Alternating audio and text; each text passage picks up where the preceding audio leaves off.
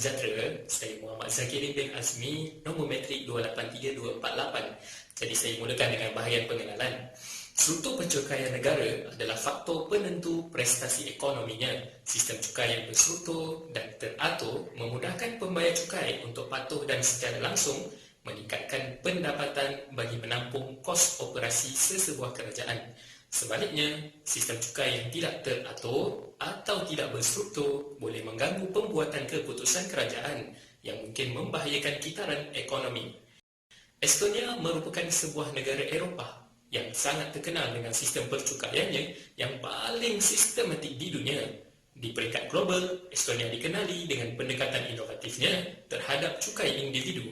Pencukaian Estonia mempunyai reputasi tinggi. Diperkemas pula dengan pengurusan cukai secara digital. Ia mencerminkan pendekatan strategik oleh kerajaan Estonia iaitu percukaian sederhana, adil dan inovasi teknologi.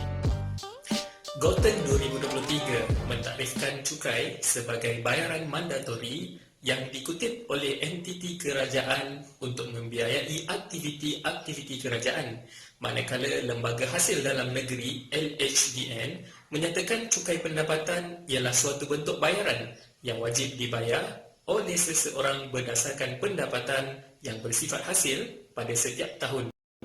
Seterusnya, European Commission 2015 pula menetapkan bahawa cukai adalah tunjang kedaulatan bagi sesebuah negara di mana hasil cukai adalah diperlukan bagi sesebuah kerajaan untuk menjalankan fungsi-fungsinya dengan berkesan. Antara tujuan cukai ialah berfungsi sebagai sumber pendapatan belanjawan dan alat penting bagi pengawal seliaan cukai. Di Estonia, kerajaannya mengutamakan perbelanjaan ke arah inovasi. Seterusnya, cukai menyediakan sumber kewangan yang diperlukan untuk kerajaan membina dan menyelenggara fasiliti awam yang kritikal seperti jalan raya dan sekolah.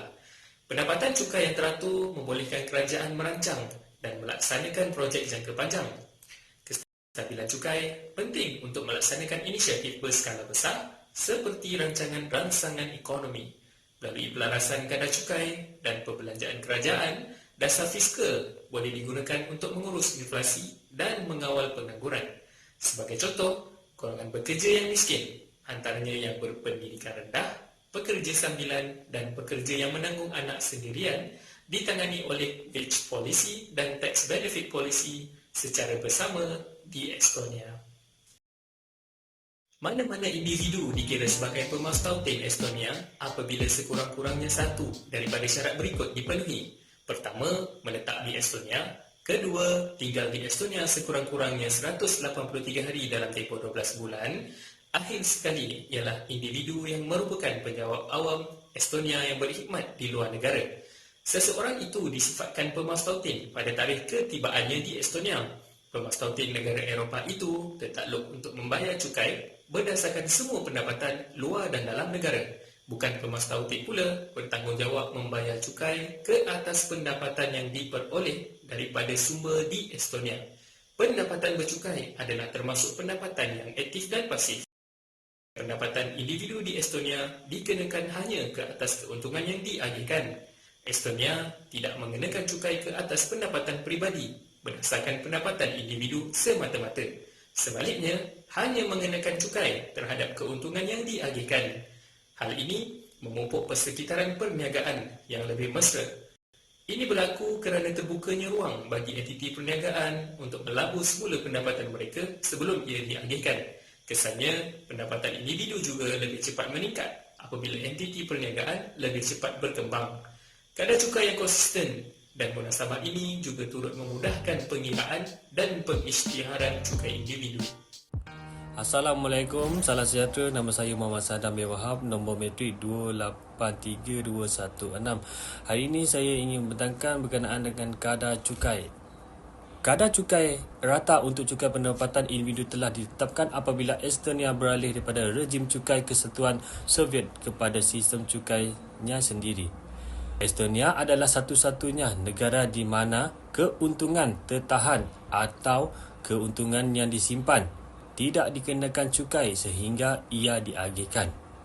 Banyak negara termasuk Estonia mendapat kemerdekaan apabila Uni Soviet dibubarkan pada tahun 1991.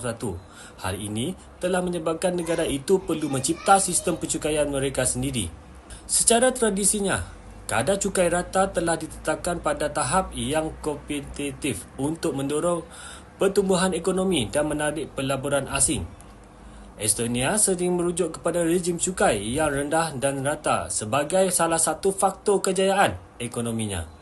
Estonia telah mempunyai sistem cukai terbaik selama 10 tahun berturut-turut dan pada tahun 2023, cukai individunya akan berada di kedudukan pertama di dunia.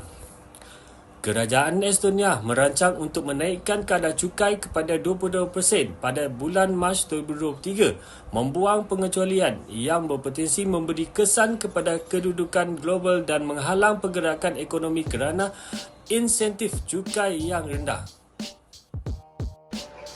Assalamualaikum dan selamat sejahtera. Saya Muhammad Zahin bin Afendi, nombor metrik 283233.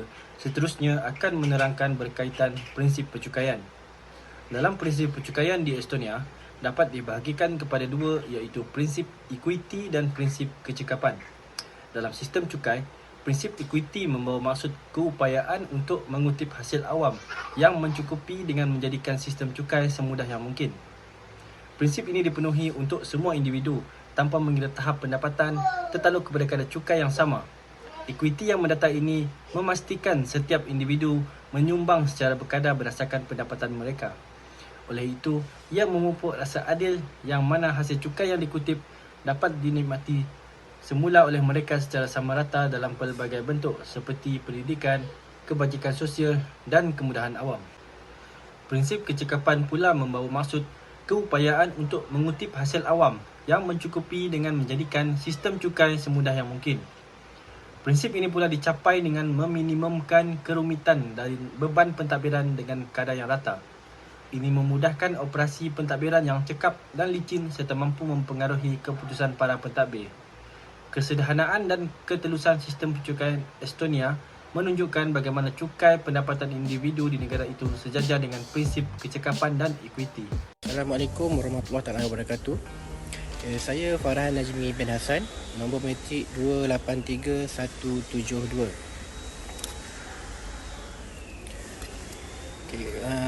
Secara kesimpulannya, kaedah percukaian individu Estonia merupakan model cukai yang terbaik bagi mencapai keseimbangan di antara keadilan, pertumbuhan ekonomi dan juga kecekapan pentadbiran dalam bidang percukaian, lebih-lebih lagi semasa dunia sedang bergelut dengan ekonomi yang semakin meningkat. Kaedah percukaian individu Estonia ini juga melalui kadar cukai sama rata. Ini membuktikan Estonia begitu komited dalam meningkatkan kestabilan ekonomi melalui 3 gabungan utama, iaitu kesederhanaan, equity dan juga kecekapan.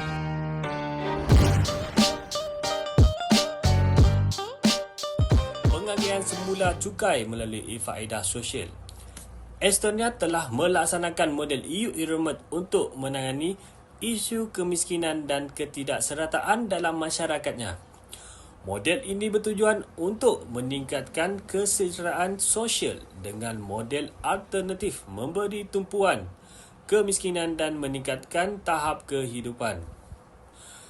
Estonia menghadapi kadar pengangguran yang tinggi dengan 22% daripada penduduk mengalami pengangguran berbanding 60% pada tahun 2016.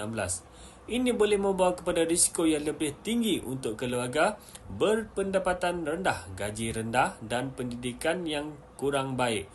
Pendapatan per kapita untuk kesejahteraan sosial meningkat 17.7% pada tahun 2015, manakala ia adalah 19% dan 29% di negara-negara Nordik, terutamanya disebabkan oleh masalah kemiskinan dan kesihatan. Kadar cukai berkesan marginal bagi pekerja di Estonia telah stabil dengan 23% antara 2013 dan 2017, dengan 20% daripada kadar cukai dan 180 sebulan untuk individu yang tidak bekerja. Ini membawa kepada kenaikan kadar cukai bagi individu dan perniagaan. Perubahan kadar cukai antara 2015 dan 2017 bertujuan untuk mengurangkan ketidaksetaraan sosial dan meningkatkan pendapatan bagi penduduk. Model kesejahteraan sosial ini bertujuan untuk meningkatkan keupayaan kerajaan untuk menyediakan perkhidmatan sosial tanpa bergantung kepada majoriti penduduk. Impak cukai seterusnya adalah pembiayaan kesihatan. Estonia merupakan salah satu negara yang mempunyai sistem kesihatan yang jauh lebih baik berbanding banyak negara OECD disebabkan oleh saiz sektor awam yang kecil dan pemimpin yang menggunakan pendapatan negara dengan cekap dan berkesan. Sistem kesihatan Estonia kebanyakan dibiayai secara terbuka melalui sumbangan gaji yang diperuntukkan sebanyak 13%, iaitu 2/3 jumlah pembiayaan kesihatan. Selepas pembaharuan dilakukan, belanjawan negeri membiayai beberapa perkhidmatan kesihatan individu menyumbang sekitar 10% daripada jumlah perbelanjaan kesihatan kepada seluruh penduduk seperti perkhidmatan ambulans, program perkhidmatan awam dan imunisasi serta penjagaan kecemasan untuk mereka yang tidak diinsurankan. Menteri Kesihatan Estonia mencadangkan untuk mengumpul lebih banyak cukai adalah cara terbaik dalam menyelesaikan isu penjagaan kesihatan negara. Untuk menampung kekurangan itu, kadar VAT perlu dinaikkan sebanyak 3.5 mata peratusan atau duty excise digandakan ke atas alkohol dan tembakau. Selain itu, Estonia telah menyatukan perbelanjaan kesihatan yang dibiayai kerajaan sebelum ini di bawah belanjawan EHIF. Dengan penyatuan ini, EHIF bertanggungjawab dalam perkhidmatan dan fungsi kesihatan yang sebelum ini dibiayai dan dikendalikan oleh kerajaan. Pembangunan e-Estonia. Transformasi digital di Estonia diilhamkan oleh Parlimen Estonia melalui Dasar Maklumat Estonia sejak tahun 1998, iaitu beberapa tahun selepas Estonia mencapai kemerdekaan. Pembangunan digital ini bertujuan bagi meningkatkan kecekapan proses kerajaan dalam memberikan perkhidmatan yang terbaik dan pantas kepada orang awam. Sebahagian besar daripada pembelanjaan untuk pembangunan infrastruktur teknologi maklumat dan komunikasi di Estonia adalah daripada hasil perolehan daripada cukai. Laporan daripada Pejabat Audit Negara Parlimen Estonia menunjukkan bahawa pada tahun 2018, Kerajaan Pusat Estonia membelanjakan sejumlah 123 juta euro daripada 9.8 bilion euro bagi pembangunan ICT ini yang merangkumi pelaburan sebanyak 40 juta euro, pentadbiran sebanyak 45 juta euro dan gaji 38 juta euro. Yang terakhir merupakan manfaat kepada kerajaan pusat maupun rakyat Estonia melalui pembangunan e-Estonia, iaitu penjimatan. Sekurangnya 2% daripada KDNK dijimatkan melalui penggunaan tanda tangan digital. Selain itu, masa bagi individu menubuhkan perniagaan dijimatkan daripada 5 hari kepada 3 jam sahaja melalui sistem pendigitalan. Sistem kewangan sebanyak 98% daripada menggunakan sistem atas talian, 99% transaksi bank menggunakan sistem atas talian, 95% pengurusan dicukai dilakukan di atas talian dan mengambil masa selama 3 minit. Xrock Platform, 99% perkhidmatan awam boleh diakses secara online 24 jam sehari yang dikenali sebagai e-government tanpa henti sejak 2001. Keselamatan cyber, Kerajaan Estonia memulakan ujian langsung dengan teknologi KSI berasaskan blockchain pada tahun 2008. Perkhidmatan blockchain KSI tersedia di lebih 180 negara di seluruh dunia. Antara lain, Lockshield, latihan pertahanan cyber tembakan langsung, teknikal yang paling canggih di dunia, diadakan setiap tahun di Estonia semasa persidangan SAICON. Pendidikan, 85% daripada institusi pendidikan menggunakan e-pendidikan dan 1 juta peperiksaan diakses setiap hari melalui internet. Sekian daripada saya. Akhir kata, Assalamualaikum warahmatullahi wabarakatuh.